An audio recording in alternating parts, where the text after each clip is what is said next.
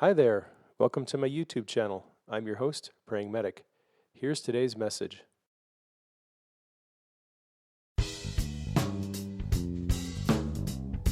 your day job is sucking your will to live and it's just not what you feel called to do and you feel like there's something bigger, here's one of the things that you can look forward to doing.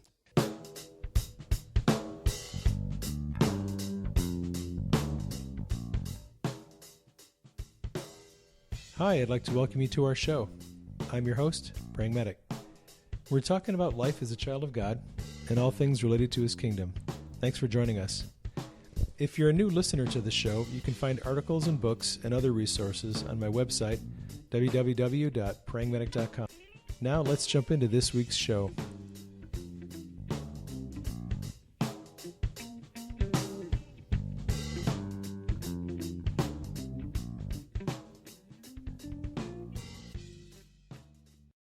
Hey everybody, it is Praying Medic and Praying Medic's wife back on the Praying Medic podcast. Hey Hello, baby. Hello. You're looking good today. Huh. I didn't even finish putting my makeup on, so kind of barefaced. They can't see me, so that's good. You don't have naturally curly hair, but you're naturally beautiful. Right. So what are we talking about today? Oh, we keep changing our minds, so... We are going to talk today about how to quit your day job and start your career as a creative person.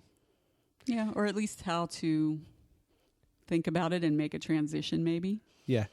This is not for everybody. You shouldn't do this without a net probably either. Don't try this at home. Yeah. Unless you feel really, really led and called to do this at home, and then you should absolutely do it at home. Yeah. Yeah, so we're going to talk today, and we might make 2 or 3 messages related to this subject because there's a lot of ground to cover. But she and I have been working toward getting out of our careers. I'm looking at ditching my job as a paramedic after 30-some years, and you're finally going to ditch your job as a graphic designer. Yeah, and not that I won't keep my skills up, because we certainly need graphic design in our business, in the book business. But you're not going to be doing graphic design for other people. Yeah, I mean, it's been and a lot of people are in the same boat that we are. You know, once you've been in a job for a long time, or even if, like this is self-employment for me, but it's just not my calling. It's, even though I'm good at doing graphic design, I don't feel like it's what I want to do, and it's what God is calling me to do right now. It was a way to make money that was pretty stable. And that's one of the things that a lot of us are wrestling with right now is we're in these jobs where we have the skill set. We can do the work. We're good at it. I'm a decent paramedic. I don't kill too many people. But yet I feel like it's holding me back, that I can do some other things and more things, but it's going to require me not working as a paramedic anymore. Right. There's a time constraint now. You spend a lot of your spare time connecting with people on Facebook, writing your blog posts, writing books, writing, and editing and doing podcasts now. And that could be opened up so much more if you weren't working 48 plus hours as a medic. And as much as you still like being a medic, it's not like you hate it. You still have some good experiences on the job and everything, and you work with some good people. Yeah. But it's been 30 years, It's a long time. It's been a long time. Yeah. And I just feel like, there's more things I can do that are more challenging, that would give me the ability to reach more people and to impact a larger audience and to inspire people in some bigger ways if I wasn't working as a paramedic. The hours I put in on the job as a medic really restrict what I can do right now. So for those of you who are a creative person, and that's whether you're a writer, a painter, whether you draw charcoal or pencil, whether you're a singer or dancer, maybe you're a drummer, whatever it is that you're doing, whatever it is that you're gifted at, whatever your expertise is, if you're a creative person, this message is to encourage you to consider taking that creative ability and making it your full-time work, your passion, and your income. Mm-hmm. And that's where this gets a little tricky, because people who are believers and who have ministry ideas with their creativity, I think a lot of times they're always afraid to earn money or to ask for money for what they do. Well, you know how we started like with my that. book. I was like that.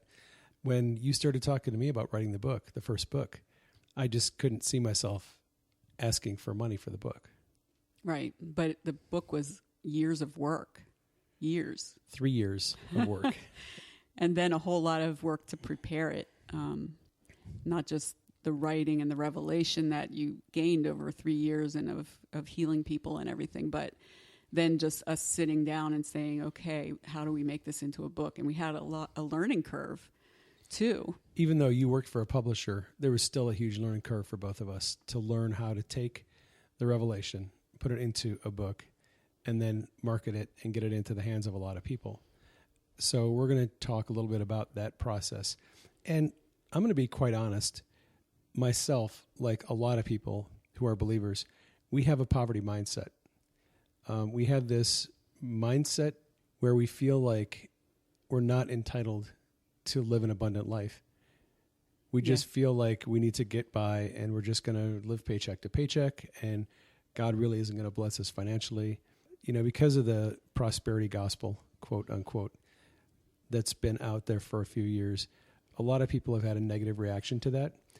And it's like you swing entirely the opposite direction and say, well, now I have to be poor, because I don't like that whole wealth. It's like either you're out there to be driving a gold Mercedes-Benz or you're living paycheck to paycheck and there's nothing in the middle. Driving a rusty car that breaks down all the time and then you can't get to your job or whatever. I think there is some middle ground, right? I think there is too. And my wife and I aren't motivated to make $1 million and live a lavish lifestyle. We're doing okay financially. We're doing pretty well, especially in the last few months. Book sales have been doing really well. And at this point, I could probably quit my job as a paramedic if I wanted to. We're making enough now off the books that I could quit my job. But that might put us back into the struggling arena. I'm going to continue to work as a medic for a while. And my sweetie here has made a deal with me that once we reach a plateau where our income is fairly consistently at a certain level, and there's little danger of it dropping off dramatically, then I will become a writer, a full-time writer. Right. I mean, I'm looking forward to that because then we'll be home together all day and we'll be working in the home together, and we enjoy being together. So that'll be pretty cool. We do like being together. I miss you like crazy when I'm at work. Yeah, I miss you too. I probably get more done when you're not here, to truth be told, but I don't know why that is. Because I won't have to be going in and checking on you and seeing how you're doing. But so it was about 3 years ago, you and I started having our first conversations about me writing books and doing that full time. And I could not wrap my brain around it for the life of me. I just thought, no way, I'm just going to be a paramedic until I'm 65, collect my Social Security, maybe I won't have a pension, maybe I will, who knows. And I had a poverty mindset. And you spent a lot of time basically coaching me out of that poverty mindset into a mindset where I could see myself actually being successful as a writer. And thank God you had a little bit of experience running your own business years ago. I mean, it wasn't a huge business, but you had already had your own business and you knew a little bit about what that was like. Right.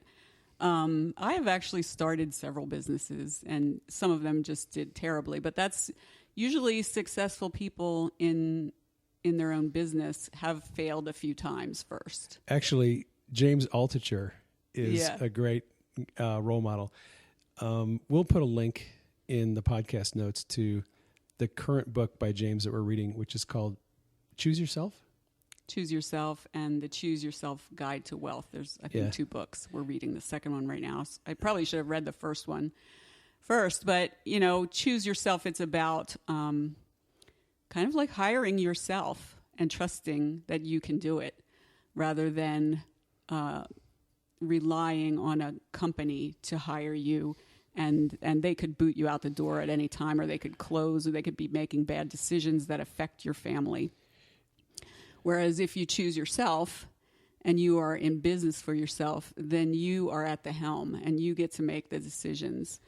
And that can be a little bit scary. Yeah, totally. But it is very, very liberating once you wrap your brain around the idea that you can take your creative abilities and talents and build a network and make some connections and actually have a fairly successful life. James is a great example. I mean, that guy had a lot of great ideas, and he's kind of an idea person. I think on the Myers-Briggs, he's probably the rational inventor. Guy with a lot of ideas, started a lot of different companies. Most of them failed. Just crashed, horrible stories about failure. But he kept picking himself up, kept reinventing things, kept his ideas going, and learned some lessons, made some failures, and then had some successes, and actually became fairly successful in some of his businesses. Oh yeah, he started some businesses, but one of them he sold almost within like 5 months, I think. It was a financial network type business where let's say hedge fund managers or people like that who managed a lot of money could get on his site and be talking amongst themselves and batting ideas around and stuff. And it had, I guess a lot of bells and whistles for them. And he built that up from his basement. He was working in his basement by himself. And then in 5 months, he sold it for a lot of money. He probably could have built it up even further. And he even says that maybe he sold it too soon. But he has had a lot of success despite falling down, really getting battered up, Yeah. Well, his whole message in this book is that we have moved into a different era in the workplace where instead of working for someone else, the new model that we need to really embrace is working for ourselves. And really, it's ideas that are the driving force of society right now. Right. Ideas are the hot commodity, I guess. And if you look at people who are the most prolific right now, they are people who have a lot of really good ideas. Steve Jobs is a great example. I mean, the reason why Apple has been so successful is because he has a lot of brilliant ideas, and he hired a lot of brilliant people who had great ideas. And those great ideas, when you bring them to the marketplace, people love them. They like the fruit of those great ideas, and that makes people successful. So if you have the ability to come up with some good ideas, that's one of the first keys is to being successful. Now, you and I have started recently one of his exercises where you have to come up with 10 ideas a day. Yeah, we haven't actually done it every day, but we tried, and I think we'll keep trying. It can be any idea. He just says, write it down. He even uses is a little waitress pad, like a little order pad from a restaurant. He buys them by the hundreds, I think, online. And then he just writes his 10 ideas on that. And they could be crappy ideas, too. Yeah. But you'll eventually come up with some good ideas. He said a lot of the ideas might not even be a product or something you can sell. They're just ideas, of anything. They could be stupid ideas for a book plot or whatever. But you will keep, what he does is he keeps the good ones. And then if something would fail in his business, he would have all these ideas saved up. Other ideas, so he could switch gears and do something else. Yeah, because a lot of people run into the roadblock and they hit the wall because they run out of ideas. Something doesn't work and they give up because, well, I'm out of ideas. And one of the things that you need to keep doing every day is coming up with new, fresh ideas, new ways to solve problems. Well, and solving problems is a huge thing. So I'm going to talk a little bit about writing books. One of the things that got me started writing my first book on divine healing was I had people coming to me asking me questions because I had developed a little bit of expertise in healing. And I had seen some people not healed, and I saw some people who were healed and then they lost their healing. And I had a lot of discussions with people who had success in healing. On Facebook, I was having all these discussions with people from around the world who had a fair amount of success in healing. We had a lot of question and answer sessions, and I kind of gleaned a lot of the answers and wrote all that stuff down. And people were always asking me these questions, and I would send them, a message on Facebook. And inevitably, somebody a week later would ask the same question, and I'd have to write out the same answer again and send it to them. So finally, I realized, man, all these people are asking the same questions. Maybe I need to just write it all out in a little document that I can copy and paste for all these people that are asking questions. So I started doing that, and I wrote out these little documents and saved them. And after I had about 20 of these documents written that answered all these questions, people started saying, maybe you should take that stuff and put it in a book. And I thought, no way, I don't want to do that. But the reality of it is, one of the key things about writing a book is being able to answer people's questions or solve a problem. If you have life experience, if you have revelation, if you have something in your life that allows you to solve someone's problem, a common problem, or answer a set of questions that people have about something, if you take that and write it in a book, you have a very good chance of having a successful book. Now, our friend, Northwest Prophetic, just posted a little blog post today about his experiences when God suggested it was time for him to get outside the four walls of the church. And he has written a lot of blog posts on that subject and has had a lot of discussions on Facebook. So I am now encouraging him, take those blog posts, take your essays, and turn them into an ebook and publish it, because there are a lot of people in the world who are following God. They are believers in Jesus, but they don't feel like they fit into the typical church scene. And they have a lot of questions, and they have concerns, and they have fears. And a book like that would help answer the questions those people have. That would be a very successful book. It's a great idea because it answers a question or two and it solves a problem. So what I'm getting around to with people who are interested in writing is take your life experiences. If they're able to, if you have solved a problem, if you have found the solution to something, if you have answered a lot of questions from people, take those answers and experiences and write them in a book and publish them as an ebook. Now, there's a lot more that goes into publishing ebooks. Right now, I'm mentoring a whole bunch of friends in the art of publishing ebooks. It's something that I recently picked up on. You and I have taken a lot of classes and some online webinars to learn how to do Kindle book publishing.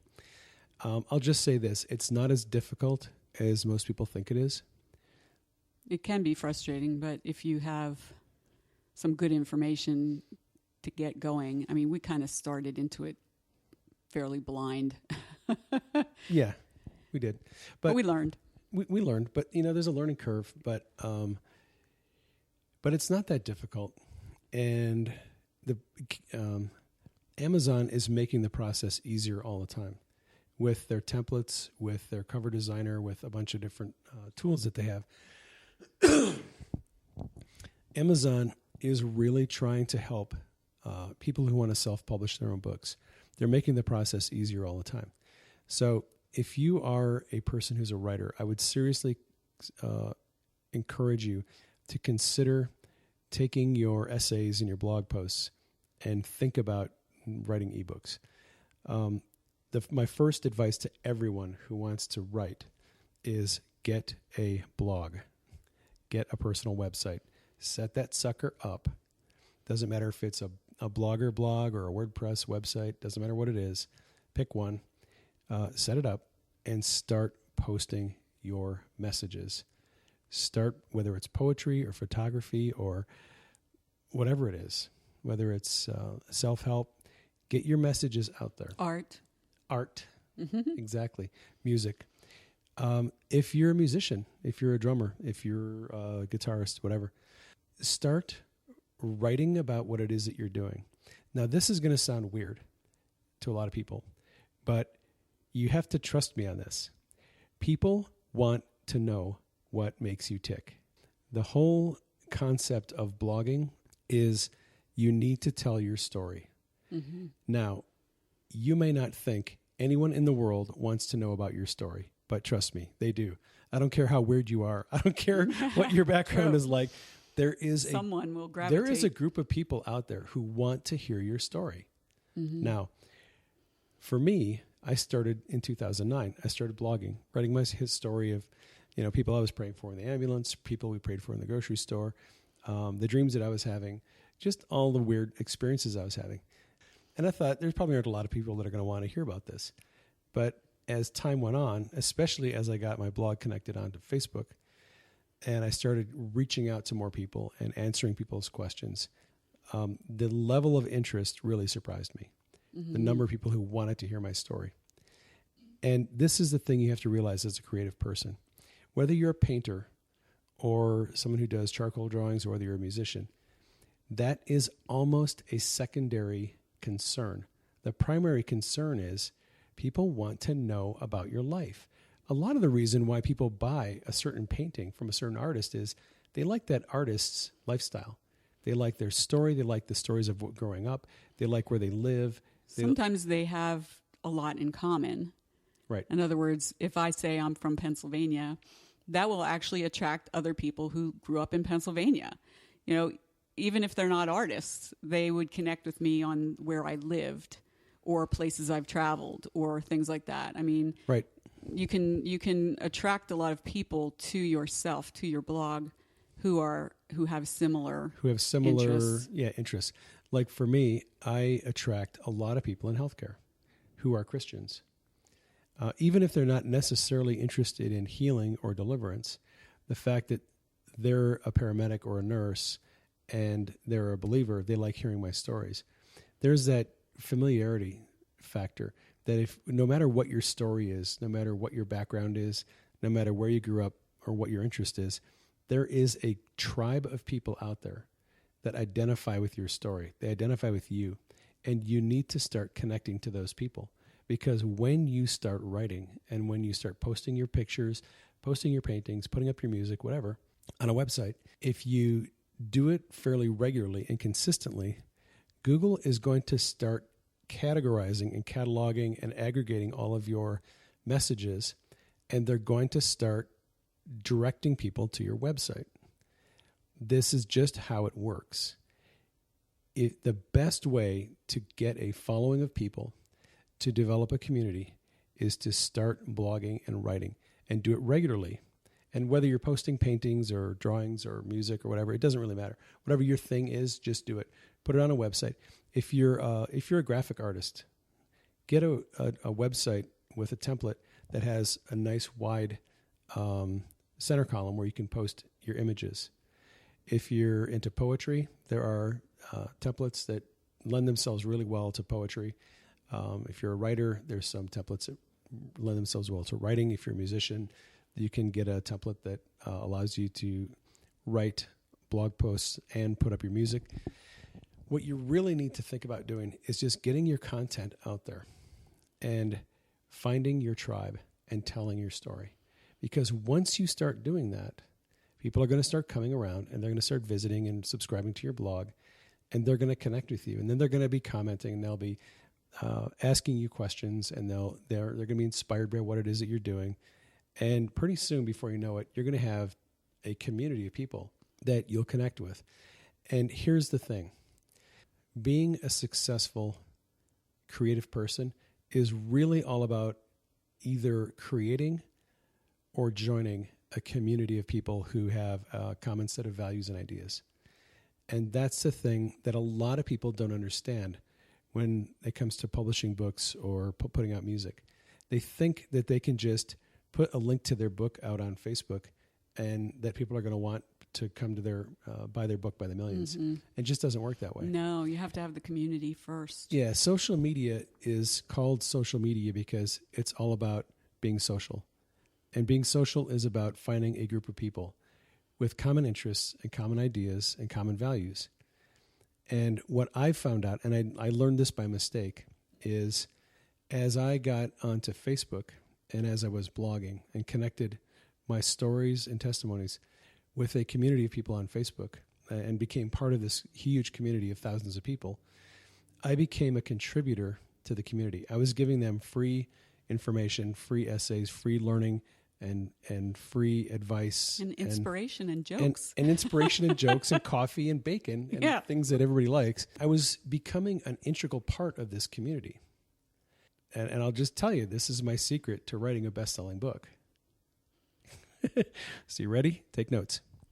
1, become a central part or a key part of a significant community of people who have similar values and similar ideas. Okay? Become a part of a community. Inspire those people and encourage them.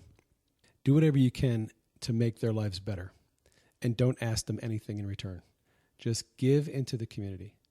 Whether it's inspiring words, encouragement, poetry, praying for people, whatever it is that you do, just do it with that community and become a person who is supporting that community. That's step number 1. Step number 2 is take your creative gift, whatever that is, and give it to them for free. So first is become part of the community. Second is contribute your gifting into the community and don't ask anything for it. Step number 3 is take your creative ability, whether it's music, paintings, writing, whatever, and develop it into a format that you can sell. So for you, that's taking your paintings and getting them on canvas and creating some prints and making them available. Right. For me, it's taking my stories and testimonies and what I've learned in my dreams and putting that into book format so that people can buy them. For my friend Todd, the drummer, this might look like... Now, here's the thing. If you're a musician, you can package your music and you can create CDs. And if you have a website, a WordPress website, there's a plugin called Easy Digital Downloads. You can put that plugin on your website and you can upload digital content like musics and PDFs of writing or whatever. People can download that content off your website. You can charge for it or you can do it for free. A little bit of a learning curve to doing that, but that's one way that you can make your stuff available to your community.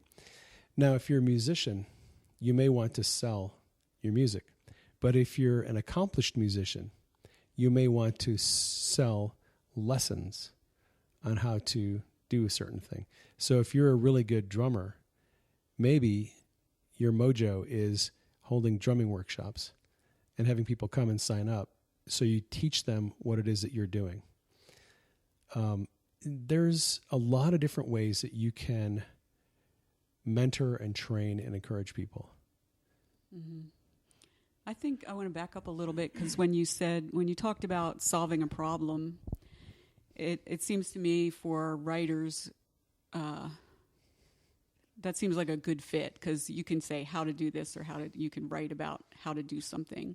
Yeah, that was specific to writing books. But when as a visual artist, I used to think, well, I can't really solve anybody's problem, but yes, I can.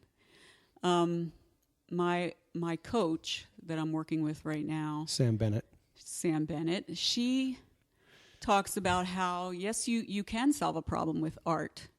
You actually, you might be solving a problem that an interior designer has for a need for this size of art, this to fit this space for this particular client, or you could be creating something that somebody needs on their wall to inspire them, that they look at every day and they think, oh my gosh, I'm so inspired.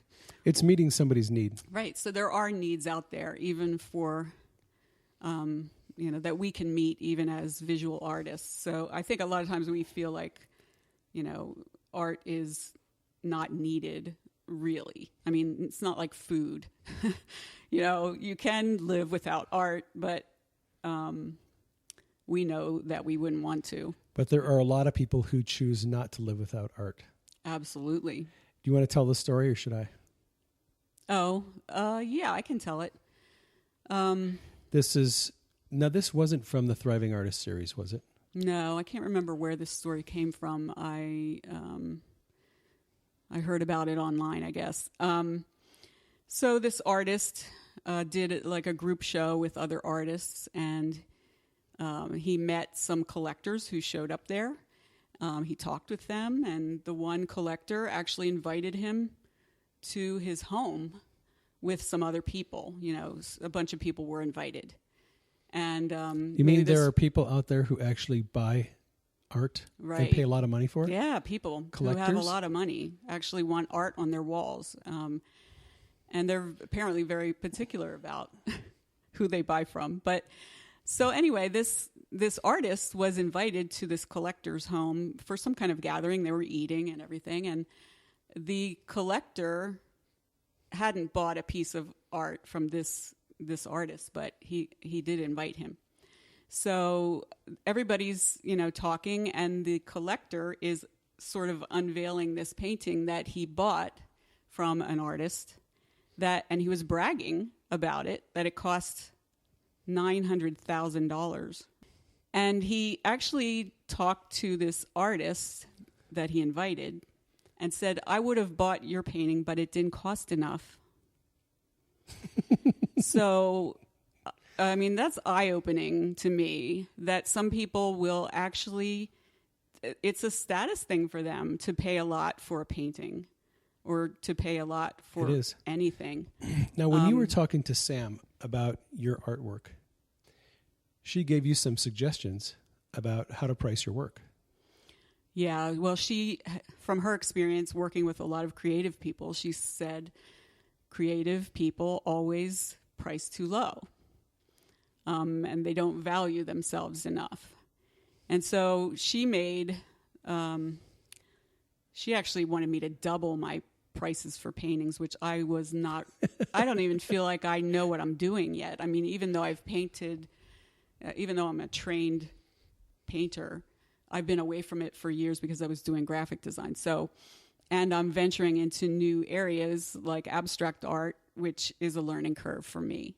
So I feel like what I need to do right now with my art is actually paint and learn and grow as an artist.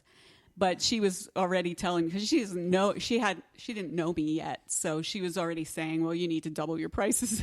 I'm like, what prices? I don't even have prices yet. But the other thing that she said when I told her I wanted to get out of the graphic design business, she wanted me to double my rate for that. For your client. And she wanted me to double my rate and stay in it and hire people to work for me and manage them. And then I would get a cut of that difference. And, if I'm charging $100 an hour and I pay somebody $20 an hour, then I get to keep the rest. So you had been working with this client for a couple of years. Yeah, so I do have this main graphic design client that I've been working with probably since 2012.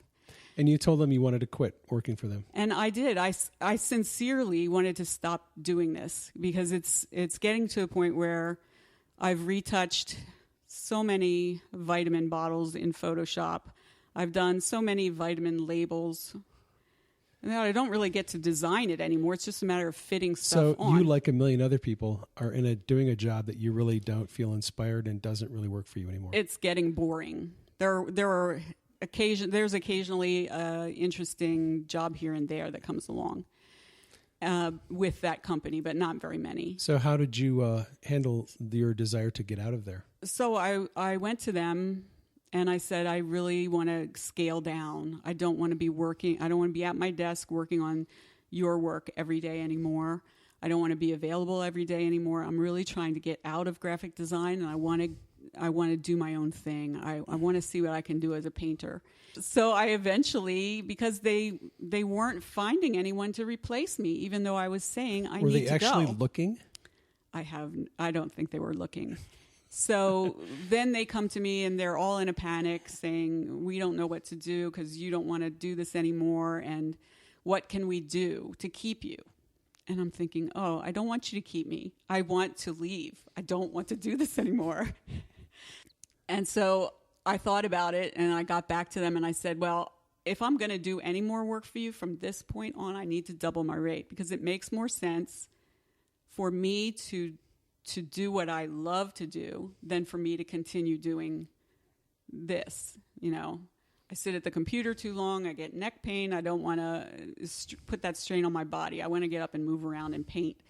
And so you doubled your rates. So I doubled my rate. And what did they say? And then they said, oh, okay. That's fine. We'll pay that.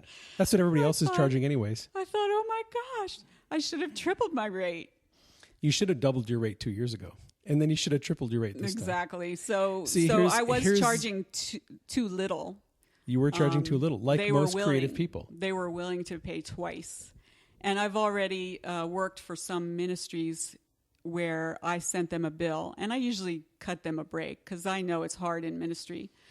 But I would send them a bill for my work, and they would end up sending me more money than I asked for because they just felt there was value there. So I think a lot of us do not value what we do. Undervalue our work. Yeah. We think that we won't have any business if we charge more. Right.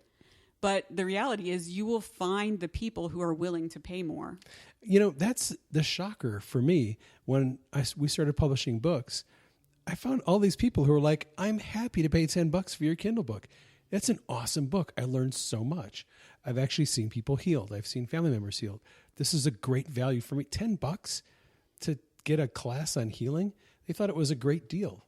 And I'm thinking sometimes maybe I should just like make it 99 cents permanently because it's not worth that much. And that's how we creative people are. We always undervalue what it is that we're doing. We never think it's worth it, what we're asking for it. So going back to the formula that I had for writing a best-selling book. So number one is become part of or start up a community of people. Number two is encourage and make that community better. Give them your content for free and don't ask anything for it.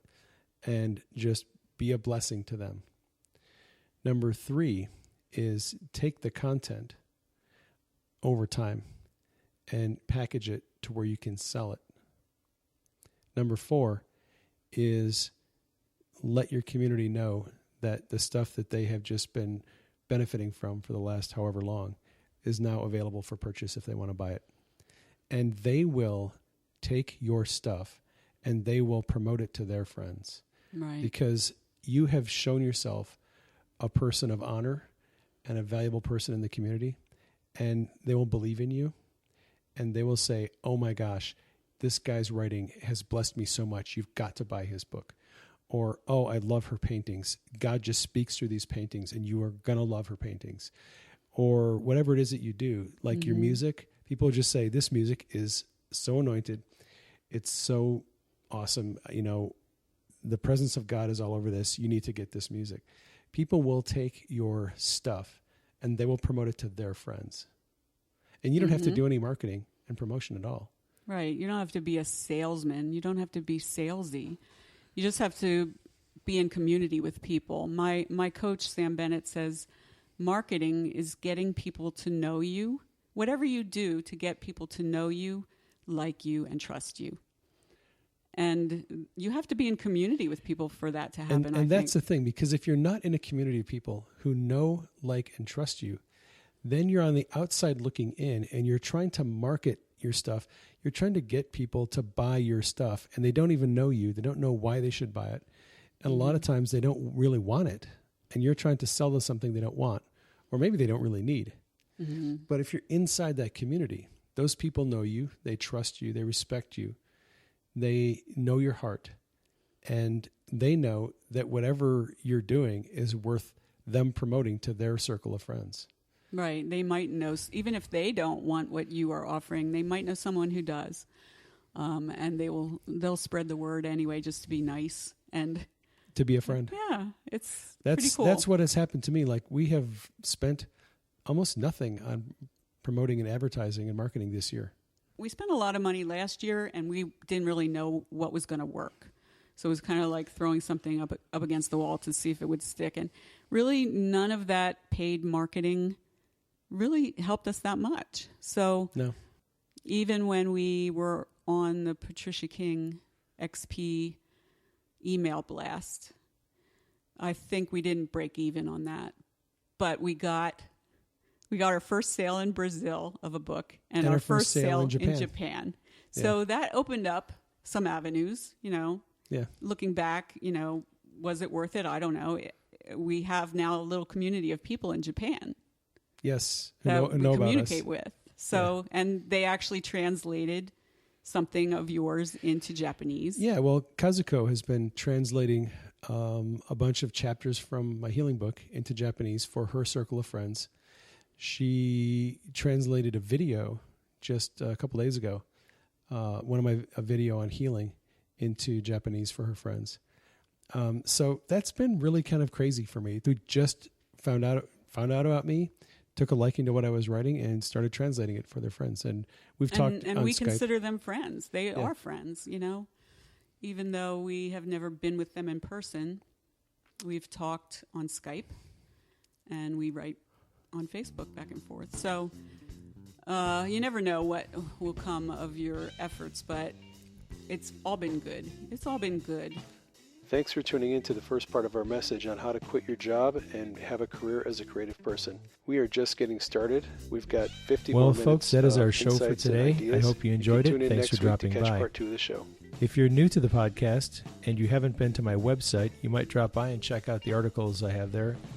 If you have any questions or comments about the show, you can contact me at admin@prayingmedic.com. That's ADMIN @prayingmedic.com. I'd like to thank you again for dropping by. I hope you enjoyed the show.